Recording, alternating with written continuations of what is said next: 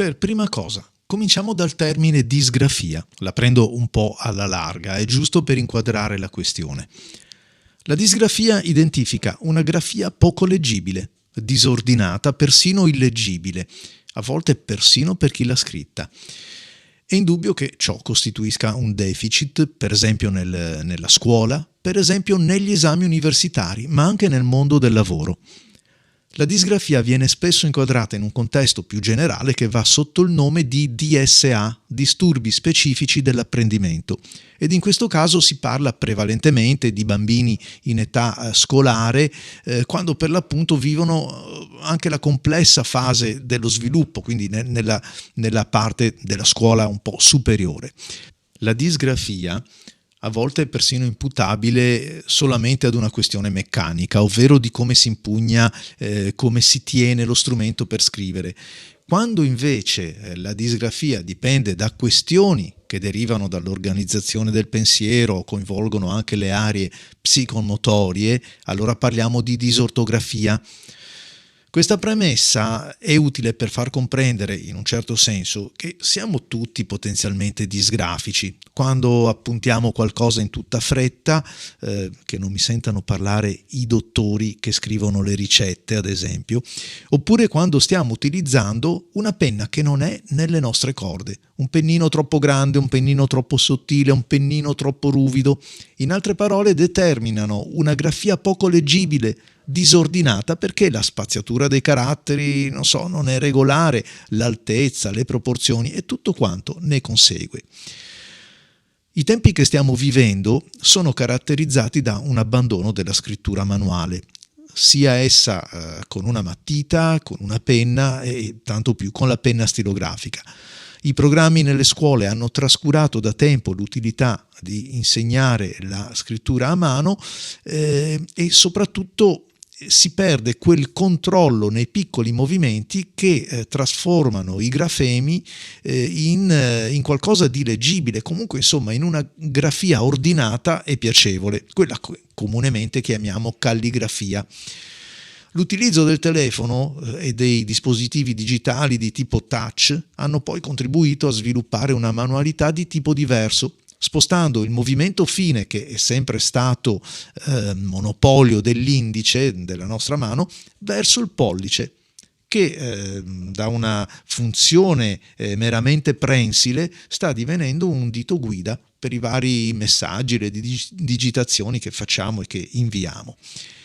Anche la tastiera del computer, ormai diffuso da tempo, ma pur sempre in tempi recenti se lo commisuriamo alla comparsa della penna d'oca o dei calami, ha contribuito ad organizzare la scrittura in maniera diversa, facendo acquisire nuove facoltà, ma facendone perdere molte altre. Non mi dilungherò sull'importanza dello scrivere a mano rispetto alle altre forme di digitazione, perché dedicherò un ampio capitolo a questo fondamentale aspetto che coinvolge principalmente il pensiero e si concretizza in scrittura attraverso l'opera ordinata della nostra mano. Per il momento concentriamoci sulle tante sfumature che caratterizzano i disturbi specifici dell'apprendimento e che muovono per l'appunto dalla disgrafia leggera, quella facilmente correggibile, ad interventi più mirati e personalizzati quando si tratta di disortografie o di disgrafie abbastanza più consolidate, fino ad addentrarci poi nelle problematiche connesse alla dislessia che, come è facile immaginare, ricadono pesantemente tanto nel linguaggio, quello parlato, quanto nel linguaggio scritto, che è la scrittura. Il metodo che ho ideato si avvale della musica, ecco perché l'ho intitolato grafia armonica.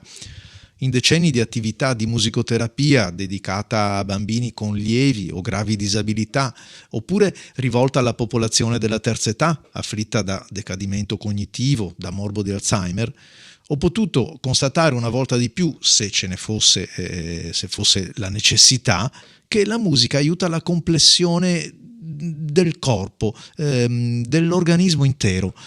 Quindi, tralasciando per un attimo l'aspetto educativo, la musica è efficace nel guidare e soprattutto talvolta risolvere problemi di balbuzie, di coordinamento motorio, contribuisce ad un'organizzazione migliore del sistema piramidale ed è altamente indicata nei problemi della disgrafia e disortografia.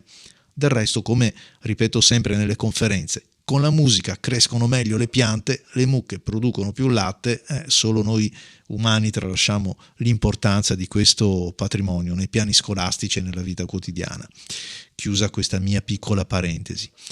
I risultati che si ottengono con il metodo di grafia armonica sono sotto gli occhi di tutti i partecipanti, siano essi adulti o siano bambini, che producono sensibili miglioramenti constatabili nell'immediato anche dai genitori e dagli insegnanti.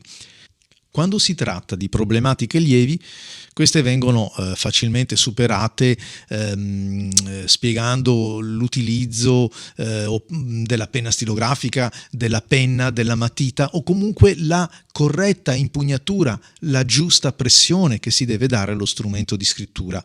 Altre volte, per quanto banale possa apparire, insegnando i grafemi elementari, quelli dello stampatello minuscolo, dello stampatello maiuscolo, del corsivo, a soggetti che fino a quel momento non sanno nemmeno la differenza fra uno stile e quell'altro.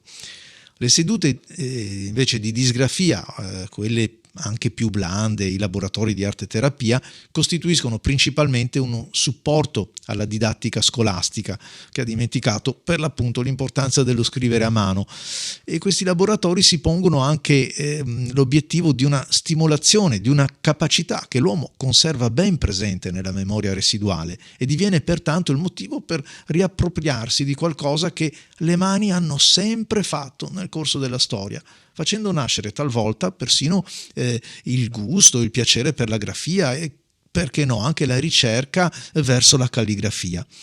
In altri partecipanti abbiamo notato, per esempio, il nascere di una ricerca verso uno stile personale, qualcosa che potesse contraddistinguersi ulteriormente dagli stili calligrafici che sono stati presi in esame. Questo ovviamente non nel corso di disgrafia, ma nei laboratori di arte terapia e scrittura. Comunque, scrivere in maniera ordinata non è un'impresa.